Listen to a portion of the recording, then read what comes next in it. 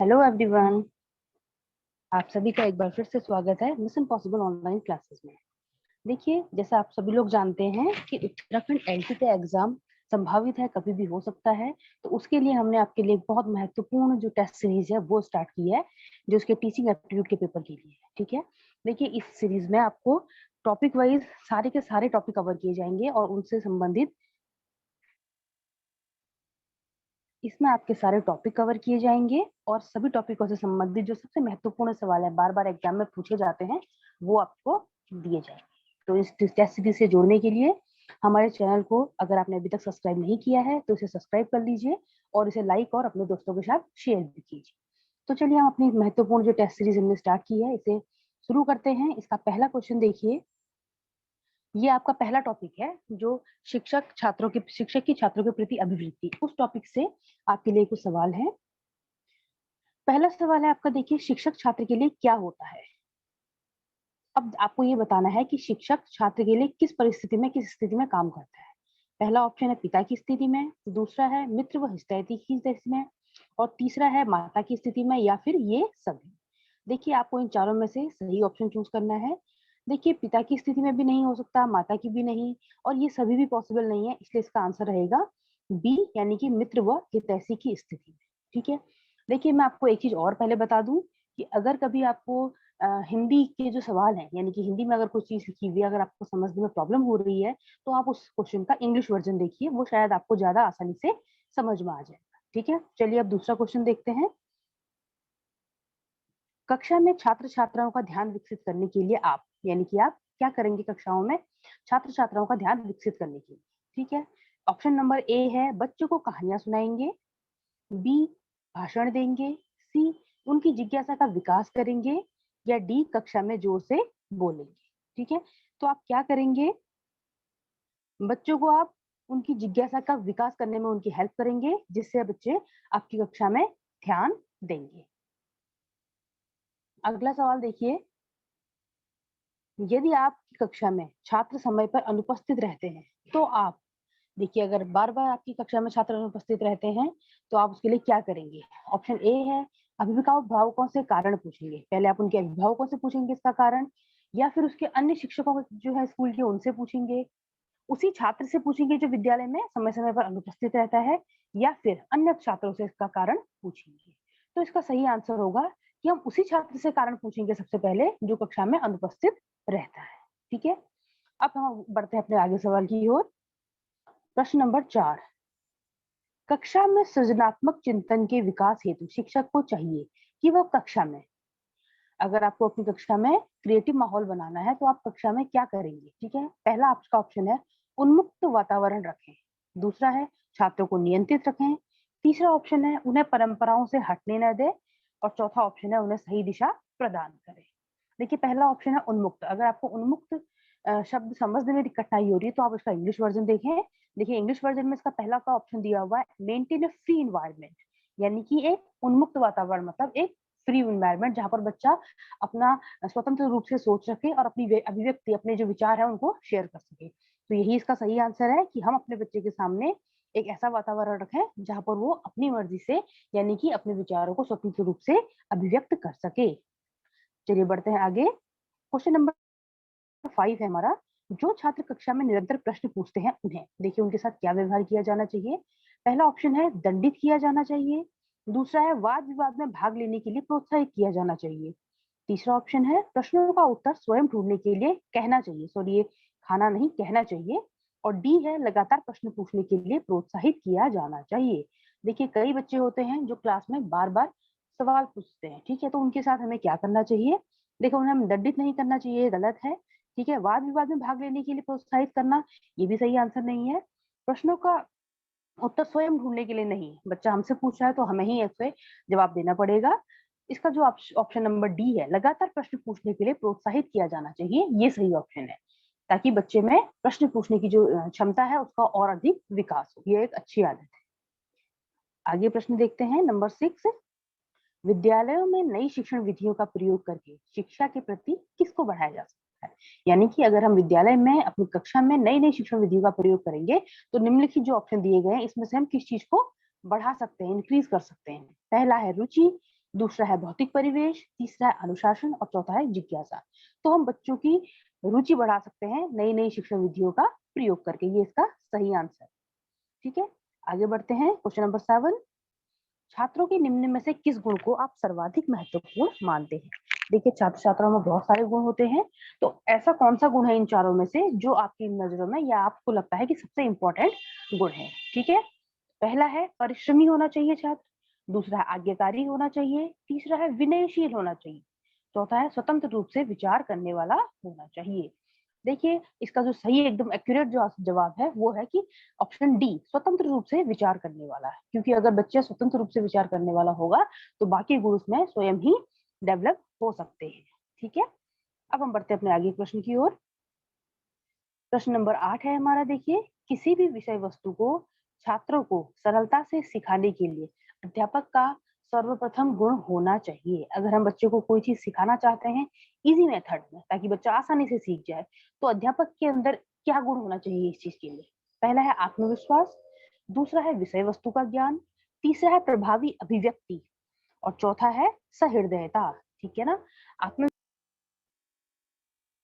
चलिए इसका जो आंसर है वो है सी, यानी कि प्रभावी अभिव्यक्ति। अब अभिव्यक्ति का मतलब यहाँ पर है कि आप अपने आप को कैसे एक्सप्लेन करते हैं। आपको सब, टीचर को सब कुछ आता है, लेकिन जब तक अगर वो इस काबिल नहीं है, उसके अंदर इतना पोटेंशियल नहीं है कि वो अपनी कही हुई बात को सामने वाले व्यक्ति को या सामने बच्चे को अच्छे से समझा सके, तब तक उसका जो ज्ञान है वो किसी काम का नहीं है। इसलिए उसका व्यक्तित्व जो है वो प्रभावी होना चाहिए। इफेक्टिव तरीके से अगर वो अपनी बात को समझा सकता है तो बच्चा कोई भी चीज आसानी से सीख जाता है। तो इसका सही जवाब होगा ऑप्शन नंबर सी, प्रभावी अभिव्यक्ति।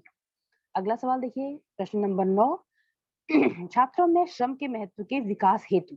देखिए अगर छात्रों में हमें श्रम की महत्व को जगाना है या फिर उनकी महत्व को समझाना है तो हम क्या करेंगे? देखिए ऑप्शन नंबर ए है शिक्षक को स्वयं श्रम करना चाहिए, ऑप्शन नंबर बी है छात्रों को श्रमजीवी लोगों के उदाहरण देने चाहिए, तीसरा है छात्रों को समय समय पर श्रम करने का अवसर देना चाहिए, या फिर चौथा ऑप्शन है श्रम के महत्व पर भाषण देना चाहिए। देखिए शिक्षक को स्वयं श्रम करना चाहिए या उदाहरण देना चाहिए या भाषण देना चाहिए, इनको छोड़ के जो ऑप्शन नंबर सी है यानी कि छात्रों को समय समय पर श्रम का अवसर देना चाहिए। जब बच्चा स्वयं श्रम करेगा, मेहनत करेगा, तभी वो उसकी वैल्यू को जान पाएगा कि एक्चुअल में श्रम करना या मेहनत करना क्या काम है और उसकी वैल्यू क्या होती है। तो ये आपका सही ऑप्शन है, ऑप्शन नंबर सी। आगे बढ़ते हैं अगले सवाल की ओर। प्रश्न नंबर 10 है आपका, शिक्षक को अपनी विषय वस्तु में निरंतर नए ज्ञान का समावेश करते रहना चाहिए। ठीक है, जिससे देखिए टीचर जो है उसको अपनी जो पढ़ाने का तरीका है या फिर जो अपना कंटेंट है उसमें नए नए ज्ञान का, यानी कि उसमें नई नई चीजें जो नए परिवेश के अकॉर्डिंग आती हैं उसको ऐड करते रहना चाहिए। उससे क्या होगा? पहला ऑप्शन है कि छात्र कक्षा में शांत रह सकेंगे, दूसरा ऑप्शन है कि वह छात्रों को नवीनतम ज्ञान दे सकेगा, तीसरा ऑप्शन है छात्र शिक्षक की योग्यता का लोहा माने, या फिर डी ऑप्शन अध्यापक का ज्ञान बढ़ सके। तो इसका सही आंसर होगा बी ऑप्शन कि वह छात्रों को नवीनतम ज्ञान दे सकेगा, यानी कि अपने सब्जेक्ट के जो नए नए अपडेट्स हैं वो छात्रों को समय समय पर शिक्षक दे सकेगा, अगर आप नए नए ज्ञान का अपने विषय में समावेश करेंगे तो। चलिए आगे बढ़ते हैं। प्रश्न नंबर 11 है, शिक्षक के किस गुण को छात्र सबसे अधिक पसंद करते हैं? ठीक है ना, शिक्षक का ऐसा कौन सा गुण है जो छात्रों को सबसे अधिक पसंद आता है? ऑप्शन नंबर ए है उसकी निष्पक्षता, बी है उसका रौब, सी है उसकी समय की पाबंदी, या फिर डी उसकी अनुशासन प्रियता। ठीक है, तो देखिए छात्रों को सबसे अधिक गुण जो पसंद आता है वो है नंबर एक, उसकी निष्पक्षता। जब कोई भी टीचर बिना निष्पक्ष भावना के, यानी कि बिना किसी भेदभाव के सारे बच्चों के साथ एक जैसा व्यवहार करता है, वो ये नहीं देखता कि कौन अमीर है, गरीब है, कौन होशियार है या कौन मूर्ख है, वो सबके साथ एक समान व्यवहार करता है, तो यह चीज छात्रों को सबसे अधिक पसंद आती है। तो इसका सही आंसर होगा ऑप्शन नंबर ए। अगला सवाल देखिए, प्रश्न नंबर 12, छात्रों में किसका विकास आपकी दृष्टि में सबसे महत्वपूर्ण है? अगर आप एक टीचर हैं तो आपकी दृष्टि में किस चीज का विकास छात्रों में होना आपके लिए सबसे ज्यादा महत्व रखता है? तो ऑप्शन नंबर ए है देखिए काम में लगन होना, दूसरा है धर्मानुराग होना, यानी कि धर्म के प्रति उसकी आस्था होना, सी है श्रम का महत्व, या फिर डी है आत्मविश्वास। ठीक है, तो देखिए जो ऑप्शन नंबर डी है आत्मविश्वास, ये छात्रों में होना एक टीचर की दृष्टि में सबसे महत्वपूर्ण होना चाहिए, क्योंकि बच्चे में अगर आत्मविश्वास होगा तो वो सारी चीजों को आसानी से सीख लेगा और बहुत आसानी से इन चीजों को एक्सेप्ट भी करेगा। अगला क्वेश्चन देखिए, प्रश्न नंबर 13, निम्नलिखित में से किसने कहा था कि प्रेरणा छात्र में रुचि उत्पन्न करने की कला है? ये जो कोटेशन थी ये किस मनोवैज्ञानिक ने दी थी या किस राइटर ने दी थी, ये आपको बताना है। ऑप्शन ए है थॉमसन, बी है रविन्द्रनाथ टैगोर, सी है मैकाले और डी है कोठारी। तो जो ये कहा था कि प्रेरणा छात्र में रुचि उत्पन्न करने की कला है, ये थॉमसन ने कहा था। ऑप्शन नंबर ए आपका सही जवाब है। अगला प्रश्न की ओर बढ़ते हैं। प्रश्न नंबर 14, एक शिक्षण के दौरान आप छात्रों से कैसे प्रश्न पूछेंगे? ठीक है, जब आप क्लास में पढ़ा रहे हैं तो आप छात्रों से किस तरह के प्रश्न पूछेंगे? पहला है पहले पढ़ाए गए पाठ से संबंधित, यानी कि जो आप पहले पढ़ा चुके हैं उसको रिवाइज करने के लिए उससे संबंधित प्रश्न पूछेंगे। ऑप्शन बी है उस पाठ से संबंधित जो उस समय पढ़ाया जा रहा है, या फिर जो आप पढ़ाने वाले हैं पाठ उसके बारे में पूछेंगे।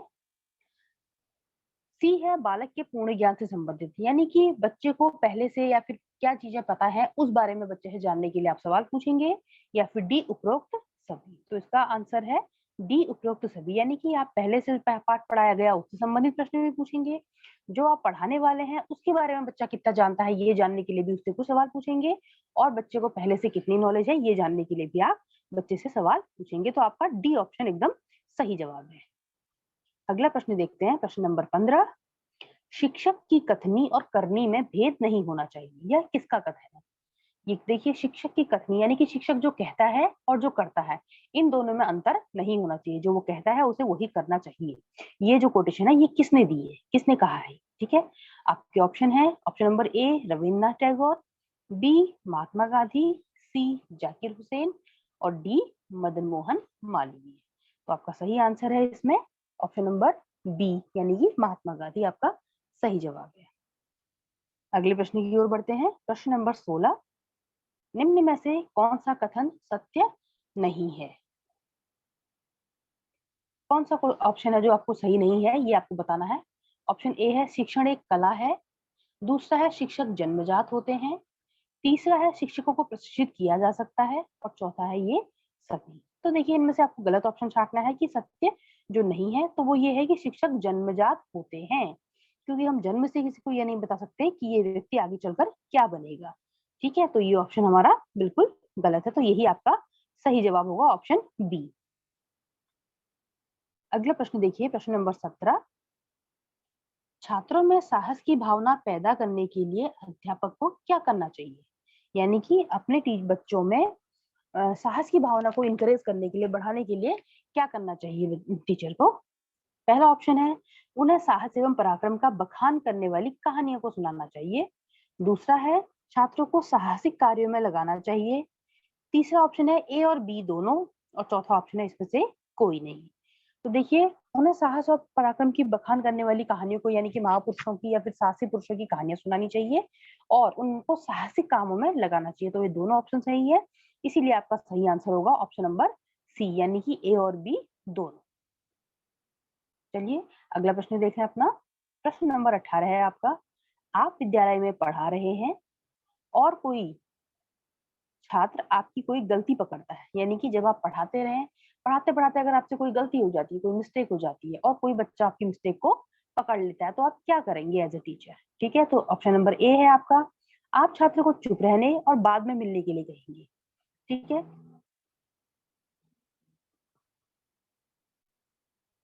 ऑप्शन नंबर बी है, कुछ छात्र को समझाने की कोशिश करते हैं तथा गलती होने पर अपनी गलती को स्वीकार कर लेते हैं। ठीक है, यानी कि आप उस बच्चे को समझाने की कोशिश करेंगे कि हाँ मुझसे गलती हो गई, गलती से मैंने ऐसा लिख दिया या ऐसा बोल दिया, और अपनी गलती को आप स्वीकार कर लेंगे। ऑप्शन नंबर सी है, छात्र को ही गलत साबित कर देते हैं लेकिन बाद में स्वयं सुधार लेते हैं। ठीक है, और ऑप्शन नंबर डी है, सभी बच्चों के सामने उसकी खिल्ली उड़ाते हैं, यानी कि उसका मजाक उड़ाते हैं। तो इसका जो सही आंसर है वो है ऑप्शन नंबर बी, यानी कि आप छात्र को समझाने की कोशिश करेंगे कि आपने गलती से ऐसा किया है और अपनी जो गलती है उसको मान लेते हैं आसानी से। ये आपका सही जवाब होगा। अगला प्रश्न देखिए, प्रश्न नंबर 19 है, यदि किसी बच्चे को स्कूल जाने में रुचि नहीं है, यानी कि कोई बच्चा अगर स्कूल जाने में इंटरेस्टेड नहीं है तो उसे आप क्या करेंगे? पहला ऑप्शन है उसे जबरदस्ती स्कूल भेजेंगे। दूसरा ऑप्शन है उसमें रुचि पैदा करने के लिए उसे सुझाव देंगे। तीसरा ऑप्शन है उसे शिक्षक को बुलाएंगे, उसके शिक्षक को बुलाएंगे या उसके पेरेंट्स को बुलाएंगे। और डी है उसे समझाकर अपने साथ स्कूल लेकर जाएंगे। तो इसका जो सही आंसर है वो है ऑप्शन नंबर डी, यानी कि आप बच्चे को समझाएंगे स्कूल का इम्पोर्टेंस के बारे में और उसको अपने साथ स्कूल लेकर जाएंगे। चलिए अब हम बढ़ते हैं अपने अगले और आखिरी सवाल की ओर। क्वेश्चन नंबर 20, अध्यापक का छात्रों के साथ स्कूल में खेलना कैसा है? यानी कि जब अध्यापक स्कूल में बच्चों के साथ खेलते हैं तो ये क्या माना जाता है, कैसा माना जाता है? ऑप्शन नंबर ए है ये उचित है, इससे दोनों के बीच की दूरियां कम होती हैं। दूसरा है उचित नहीं है, इससे अध्यापक का सम्मान छात्रों में कम हो जाता है। तीसरा है इस पर निश्चित रूप से कुछ कहा नहीं जा सकता। या फिर चौथा है विशेष अवसरों पर उचित है। तो आप देखिए, सोचिए कि इसका सही आंसर क्या हो सकता है। इसका सही आंसर है नंबर ए, यानी कि ऑप्शन ए उचित है, इससे दोनों के बीच की दूरियां कम होती है। अगर टीचर और स्टूडेंट दोनों साथ में खेलते हैं तो वो अपने आपस का जो संबंध है उसको सुधारते हैं और एक दूसरे से अच्छे से घुल मिलते हैं, जिससे उनकी टीचिंग में हेल्प हो। ठीक है, तो ये थे 20 इंपॉर्टेंट सवाल जो आपके सामने प्रस्तुत किए गए थे। अब इसी तरह के अगले टॉपिक जो रिलेटेड है, आपके बहुत सारे टॉपिक हैं, उनसे संबंधित जो टेस्ट सीरीज है वो अपलोड की जाएगी। उससे जुड़े रहने के लिए हमारे साथ बने रहिए और हमारे चैनल को सब्सक्राइब बिल्कुल जरूर कीजिए। अगर आपने अभी तक सब्सक्राइब नहीं किया है तो इसे सब्सक्राइब करें और अपने जानने वालों के साथ, जो भी व्यक्ति अपने आसपास में आपके दोस्त जो है तैयारी कर रहे हैं, उनके साथ इस वीडियो को जरूर शेयर कीजिए। तो चलिए हम अपनी टेस्ट सीरीज में, अगली टेस्ट सीरीज में आपसे मिलते हैं। तब तक के लिए बेस्ट ऑफ लक।